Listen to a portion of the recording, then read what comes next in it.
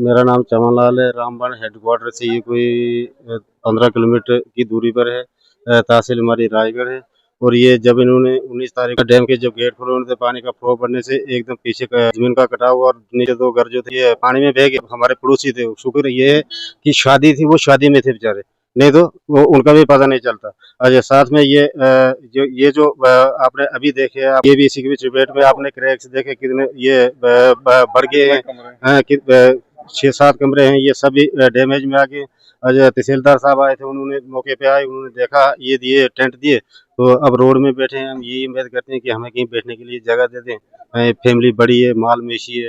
आसपास में हमारी दूरी में थोड़ा यहाँ 50 मीटर के ऊपर और घर हैं, उनको भी क्रैक्स आए।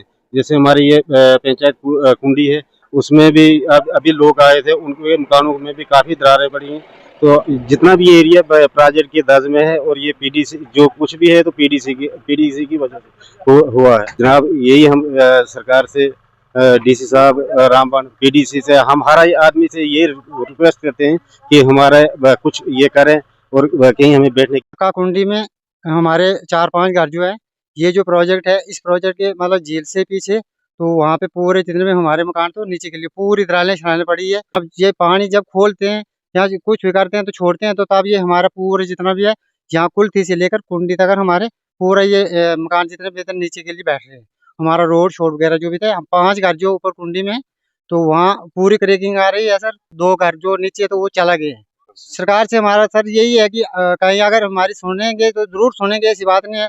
तो भाई कहीं ना कहीं अगर सरकार हमारी सुनेंगे तो हम गरीब लोग जो होते हैं तो जनाब हमारे बारे में कुछ ना कुछ सरकार ही करेगी, और कोई नहीं कर सकता। तो डर है, बच्चे छोटे छोटे होते हैं, हम सर कहीं दिहाड़ी लगाने जाते हैं, हम गरीब आदमी, डर लगते हैं। छोटे बड़े बच्चे जो है तो वो वहाँ बैठते नहीं। जनाब 3 दिन पहले जो है डैम के गेट खोले थे।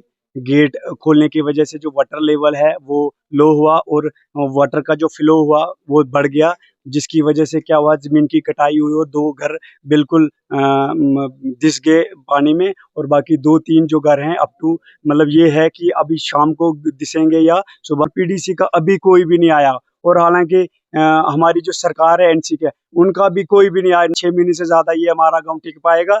रिक्वेस्ट आएगी हमारी ये एडमिनिस्ट्रेशन से कि यहाँ पे जितने भी डैमेज एरिया में घर हैं उनको रिहैब करें और जल्दी एक सर्वे करिए। तो हमें भी पता है कि हमारे अगर घरों में क्रैक्स आ गए तो हम सेफ नहीं है, लेकिन एटलीस्ट हमें ये उम्मीद रहेगी एडमिनिस्ट्रेशन की कि जेकेएसपीडीसी वालों को कम से कम वो ये इतला करें कि आपके पास डिस्ट्रॉय करने का ही प्राविधान है क्या। फैमिलीज के साथ डैम आया, हम अप्रिशिएट करते हैं हम कि अच्छा डैम आया, डेवलपमेंट हुई, लेकिन ऐसी डेवलपमेंट हुई कि हमें घर से बेघर कर दिया।